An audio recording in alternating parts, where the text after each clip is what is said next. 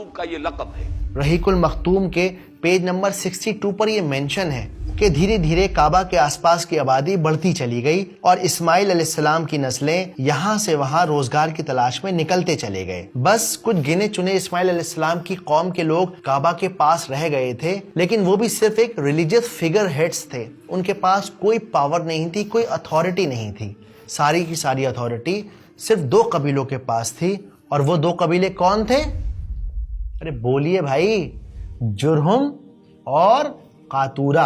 अब ये दोनों कबीले अपने हिसाब से काबा को मैनेज किया करते, और इस तरह से इस्माइल अलैहिस्सलाम की नस्ल के हाथों से वो सारी पावर, काबा की सरदारी निकलकर जुरहुम और कातूरा कबीले के हाथ में चली गई। अब बढ़ते हैं अपने अगले सवाल की तरफ कि वो कौन सा खुशबू का सफर था जिसने मक्का को अमीर कर दिया। साथियों, सूरज ढलने वाला है, हम यहीं पड़ाव डालेंगे। जी बेहतर, लोबान ऊंटों से उतार लो।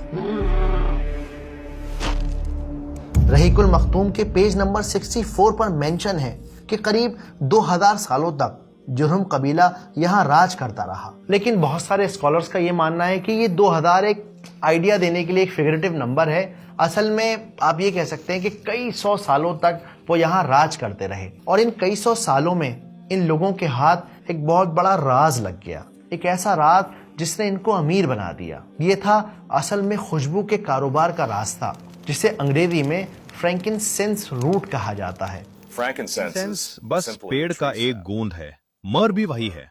अगर आप फ्रैंकिनसेंस को कोयले पर रखें तो पुराने लोग इसकी खुशबू को धरती पर खुदा के होने का सबूत मानते थे। इतिहासकार इस मिस्ट्री को लेकर उलझन में रहे हैं।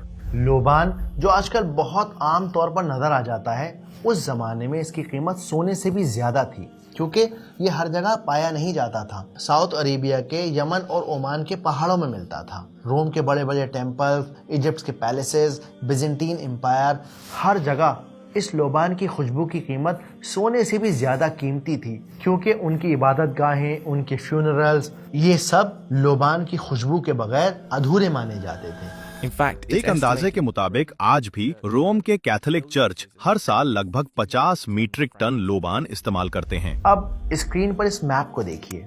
यहाँ जो नीचे राइट साइड पर आप ग्रीन एरिया देख रहे हैं, ये है यमन और ओमान के वो इलाके जहाँ के पहाड़ों में लोबान पैदा होता था। और ये जो येलो लाइन नीचे से शुरू होकर ऊपर तक जा रही है, ये है फ्रैंकिनसेंस रूट, यानी खुशबू का गोल्डन हाईवे। तो पूरा सिस्टम कुछ यूं था कि यमन से, ओमान से ये सारा लोबान ऊँटों के ऊपर लटके आता, और फिर ये काफिले 100 ऊँटों की तादाद में लोबान लेकर निकलते और बेजेंटीन एम्पायर तक का सफर करते। अब ये सफर बहुत लंबे और थका देने वाले हुआ करते थे, तो उनको रुकने के लिए भी कोई जगह चाहिए थी जहां वो आराम कर सकें, अपनी ऊँटों को पानी पिला सकें, थोड़ी कमर सीधी कर सकें।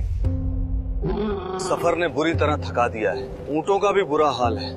कुछ देर की बात है बस। काबा ज्यादा दूर नहीं, वहाँ जमजम का ठंडा पानी और आराम के लिए महफूज जगह दोनों मिल जाएंगी। चलो तेजी से आगे बढ़ो, सूरज ढलने से पहले हमें जमजम के कुएं के पास पहुँचना है।